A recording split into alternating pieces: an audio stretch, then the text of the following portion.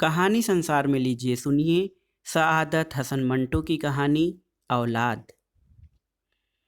जब जुबेदा की शादी हुई तो उसकी उम्र 25 बरस की थी। इसके माँ बाप तो ये चाहते थे कि 17 बरस के होते ही उसका ब्याह हो जाए, मगर कोई मुनासिब और मौजूद रिश्ता मिलता ही नहीं था। अगर किसी जगह बात तय होने पाती तो कोई ऐसी मुश्किल पैदा हो जाती कि रिश्ता अमली सूरत इख्तियार न कर सकता।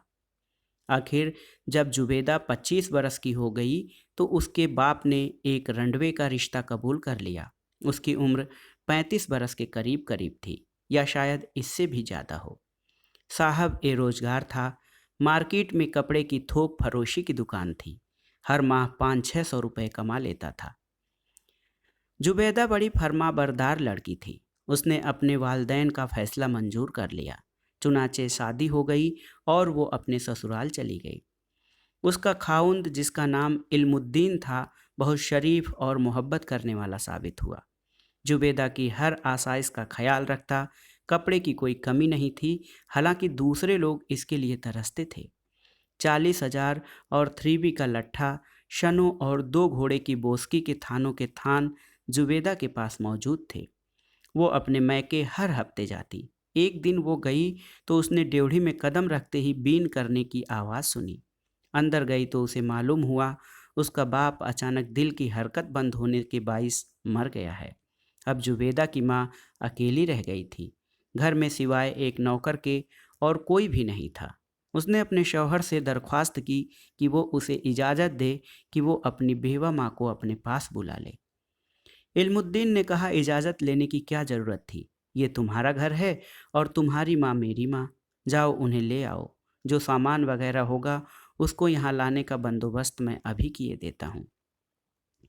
जुबैदा बहुत खुश हुई। घर काफ़ी बड़ा था।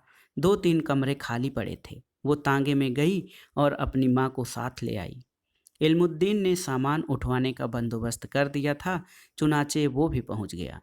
जुबेदा की माँ के लिए कुछ सोच विचार के बाद एक कमरा मुख्तश कर दिया गया। वो बहुत ममनून व मुस्तकिर थी, अपने दामाद के हुस्न सलूक से बहुत मुतस्सिर। उसके जी में कई मरतबा ये ख्वाहिश पैदा हुई कि वो अपना सारा जेवर, जो कई हज़ारों की मालियत का था, उसको दे दे कि वो अपने कारोबार में लगाए और ज़्यादा कमाए। मगर वो तबन कंजूस थी। एक दिन इसने अपनी बेटी से कहा, मुझे यहाँ आए 10 महीने हो गए हैं। मैंने अपनी जेब से एक पैसा भी खर्च नहीं किया। हालांकि तुम्हारे मरहूम बाप के छोड़े हुए 10,000 रुपये मेरे पास मौजूद हैं और जेवर अलग। जुबेदा अंगीठी के कोयलों पर फुलका सेंक रही थी। माँ, तुम भी कैसी बातें करती हो? कैसी वैसी मैं नहीं जानती। मैंने ये सब रुपए इल्मुद्दीन को दे दिए होते, मगर मैं चाहती हूँ कि तुम्हारे कोई बच्चा पैदा हो, तो ये सारा रुपया उसको तोहफे के तौर पर दूँ। जुबेदा की माँ को इस बात का बड़ा ख्याल था कि अभी तक बच्चा पैदा क्यों नहीं हुआ। शादी हुए करीब 2 बरस हो चुके थे, मगर बच्चे की पैदाइश के आसार ही नज़र नहीं आते थे। वो उसे कई हकीमों के पास ले गई। कई माजूने, कई सफ़ूफ, कई कुर्स उसको खिलवाए, मगर खातिर ख्वाह नतीजा बरामद न हुआ। आखिर उसने पीरों फ़कीरों से रजू किया। टोने टुटके इस्तेमाल किए गए, ताबीज़ धागे भी, मगर मुराद बर न आई। जुबेदा इस दौरान में तंग आ गई। एक दिन चुनाचे उसने उकता कर अपनी माँ से कह दिया, छोड़ो इस किस्से को, बच्चा नहीं होता तो न हो। उसकी बूढ़ी माँ ने मुंह बिसूर कर कहा, बेटा, ये बहुत बड़ा किस्सा है। तुम्हारी अकल को मालूम नहीं क्या हो गया है। तुम इतना भी नहीं समझती कि औलाद का होना कितना ज़रूरी है। इसी से तो इंसान की ज़िंदगी का बाग सदा हरा भरा रहता है। जुबेदा ने फुलका चंगेर में रखा। मैं क्या करूं? बच्चा पैदा नहीं होता तो इसमें मेरा क्या कसूर है? बुढ़िया ने कहा, कसूर किसी का भी नहीं बेटी, बस सिर्फ एक अल्लाह की मेहरबानी चाहिए।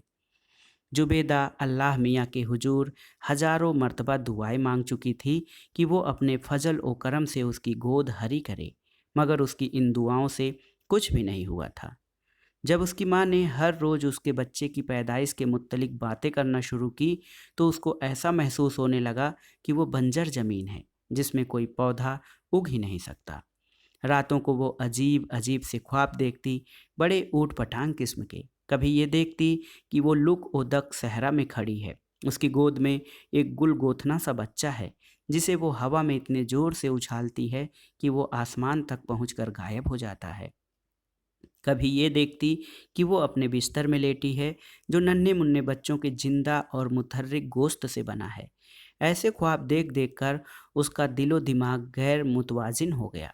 बैठे बैठे उसके कानों में बच्चों के रोने की आवाज़ें आने लगीं, और वह अपनी माँ से कहती, ये किसका बच्चा रो रहा है।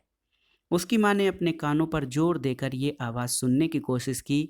जब कुछ सुनाई न दिया तो उसने कहा, कोई बच्चा रो नहीं रहा, नहीं माँ, रो रहा है, बल्कि रो रो के हलकान हुए जा रहा है। उसकी माँ ने कहा, या तो मैं बहरी हो गई हूँ या तुम्हारे कान बजने लगे हैं। जुबैदा खामोश हो गई, लेकिन उसके कानों में देर तक किसी नौजायदा बच्चे के रोने और बिलखने की आवाज़ें आती रहीं। उसको कई बार ये भी महसूस हुआ कि उसकी छातियों में दूध उतर रहा है।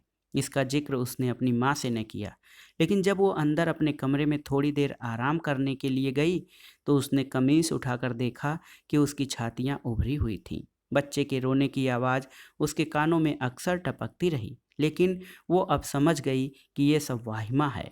हकीकत सिर्फ ये है कि उसके दिलो दिमाग पर मुसलसल हथौड़े पड़ते रहे हैं कि उसके बच्चा क्यों नहीं होता, और वो खुद भी बड़ी शिद्दत से खला महसूस करती है, जो किसी ब्याही औरत की ज़िंदगी में नहीं होना चाहिए। वो अब बहुत उदास रहने लगी। मोहल्ले में बच्चे शोर मचाते तो उसके कान फटने लगते। उसका जी चाहता कि बाहर निकलकर उन सब का गला घूंट डाले। उसके शौहर इल्मुद्दीन को औलाद वलाद की कोई फिक्र नहीं थी। वो अपने व्यापार में मगन था।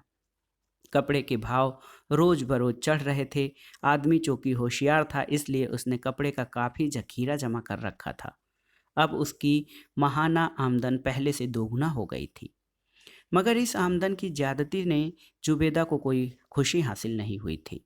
जब उसका शौहर नोटों की गड्डी उसको देता तो उसे अपनी झोली में डालकर देर तक उन्हें लोरी देती रहती। फिर वो उन्हें उठाकर किसी ख्याली झूलने में बिठा देती। एक दिन इल्मुद्दीन ने देखा कि वो नोट जो उसने अपनी बीवी को लाकर दिए थे, दूध की पतीली में पड़े हैं। वो बहुत हैरान हुआ कि ये कैसे यहाँ पहुँच गए। चुनाचे उसने जुबेदा से पूछा, ये नोट दूध की पतीली में किसने डाले हैं? जुबेदा ने जवाब दिया, बच्चे बड़े शरीर हैं, ये हरकत उन्हीं की होगी। इल्मुद्दीन बहुत मुतहर हुआ, लेकिन यहाँ बच्चे कहाँ हैं? जुबेदा अपने खाविंद से कहीं ज़्यादा मुतैयर हुई। क्या हमारे हाँ बच्चे नहीं? आप भी कैसे बातें करते हैं, अभी स्कूल से वापस आते होंगे। उनसे पूछूंगी कि ये हरकत किसकी थी। इल्मुद्दीन समझ गया उसकी बीवी के दिमाग का तवाजुन कायम नहीं, लेकिन उसने अपनी सास से इसका जिक्र न किया कि वो बहुत कमज़ोर औरत थी। वो दिल ही दिल जुबेदा की दिमागी हालत पर अफसोस करता रहा, मगर उसका इलाज इसके बस में नहीं था। उसने अपने कई दोस्तों से मशवरा लिया। उनमें से चंद ने उससे कहा कि पागल खाने में दाखिल करा दो, मगर इसके ख्याल से ही उसे वहशत होती थी। उसने दुकान पर जाना छोड़ दिया, सारा वक्त घर पर रहता और जुबेदा की देखभाल करता कि मबादा वो किसी रोज़ कोई खतरनाक हरकत न कर बैठे। उसके घर पर हर वक्त मौजूद रहने से जुबेदा की हालत किसी कदर दुरुस्त हो गई, लेकिन उसको इस बात की बहुत फिक्र थी कि दुकान का कारोबार कौन चला रहा है। कहीं वो आदमी जिसको ये काम सुपुर्द किया गया है गबन तो नहीं कर रहा। उसने चुनाचे कई मर्तबा अपने खाविंद से कहा, दुकान पर तुम क्यों नहीं जाते? इल्मुद्दीन ने इससे बड़े प्यार से कहा, जानम, मैं काम करके थक गया हूँ, अब थोड़ी देर आराम करना चाहता हूँ। मगर दुकान किसके सुपुर्द है? मेरा नौकर है, वो सब काम करता है। क्या ईमानदार है? हाँ हाँ, बहुत ईमानदार है, दमड़ी दमड़ी का हिसाब देता है। तुम क्यों फिक्र करती हो? जुबेदा ने बहुत मुतफक्किर होकर कहा, मुझे क्यों फिक्र न होगी, बाल बच्चेदार हों, मुझे अपना तो कुछ ख्याल नहीं, लेकिन इनका तो है। ये आपका नौकर अगर आपका रुपया मार गया तो ये समझिए कि बच्चों। इल्मुद्दीन की आंखों में आंसू आ गए। जुबेदा, इनका अल्लाह मालिक है, वैसे मेरा नौकर बहुत वफादार और ईमानदार है। तुम्हें कोई दरद्दुद नहीं करना चाहिए। मुझे तो किसी किस्म का दरद्दुद नहीं है, लेकिन बाज औकात माँ को अपनी औलाद के मुतल्लिक सोचना ही पड़ता है। इल्मुद्दीन बहुत परेशान था कि क्या करें। जुबेदा सारा दिन अपने ख्याली बच्चों के कपड़े सीती रहती, उनकी जुराबें धोती, उनके लिए ऊनी स्वेटर बुनती। कई बार उसने अपने खाविंद से कहकर मुतल्लिक साइज की छोटी छोटी सैंडली मंगवाई, जिन्हें वो हर सुबह पालिश करती थी। इल्मुद्दीन ये सब कुछ देखता और उसका दिल रोने लगता और वो सोचता कि शायद उसके गुनाहों की सज़ा उसको मिल रही है। ये गुनाह क्या थे, इसका इल्म इल्मुद्दीन को नहीं था। एक दिन उसका एक दोस्त उससे मिला जो बहुत परेशान था। इल्मुद्दीन ने उससे परेशानी की वजह दरफयात किया तो उसने बताया कि उसका एक लड़की से मुआशका हो गया। अब वो हामिला हो गई। इसकात के तमाम जराए इस्तेमाल किए मगर कामयाबी नहीं हुई।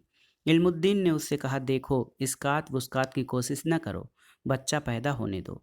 उसके दोस्त ने, जिसे होने वाले बच्चे से कोई दिलचस्पी नहीं थी, कहा, मैं बच्चे का क्या करूँगा, तुम मुझे दे देना। बच्चा पैदा होने में कुछ देर थी। इस दौरान इल्मुद्दीन ने अपनी बेबी जुबैदा को यकीन दिलाया कि वो हामिला है और 1 माह के बाद उसके बच्चा पैदा हो जाएगा।